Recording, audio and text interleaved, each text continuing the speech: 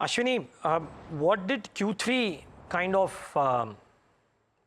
bring out to you? Aggregate numbers is one thing, and you can slice and dice it different ways, but we don't have Nifty futures in your portfolio. At least I'm guessing you don't. And No, therefore, I don't. I'm trying to think from within your buckets or sectors that you might be present in, what stood out? Because from the look of things, it seems that CDMO and pharma companies delivered.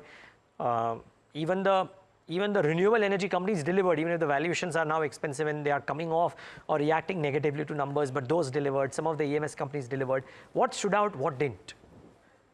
So I think there's been no massive disappointment. I mean, a couple Okay. of leading financials maybe, but there's no massive disappointment. So I think we were bracing for a fairly rough earnings season, and the earnings season isn't anything to write home about. But I would say at the margin, it's probably as bad as feared or slightly less bad than feared. But again, let me also add that we still have to see a lot of earnings come through. We still have another, whatever, 10, 11 days for earnings to go through. And typically, what comes through in the later part of the earnings season is a lot of the bad news. So let's see how it turns out. But as of now, as you said, that, chemicals, pharmaceuticals, those companies have shown.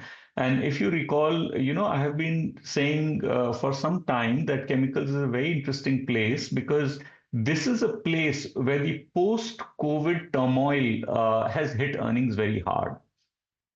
Um, Fiscal 23 second half and fiscal 24 first half, or for some people slightly later, some people slightly earlier, they got hit by a variety of factors, including very high raw material prices and then significant excess inventories and in different markets. And I think all of that sort of washed through the system over the last 3 to 4 quarters, and now you're starting to see normalized earnings emerge. And a lot of these stocks have done nothing. I mean, they hit their new highs in 2021, where valuations had become ludicrous. And the correction since then has brought a lot of the valuations to very reasonable levels. So I think, we have more legs here for upside, and I've been very positive here. And that's kind of, it's gratifying to see that the earnings bear that out.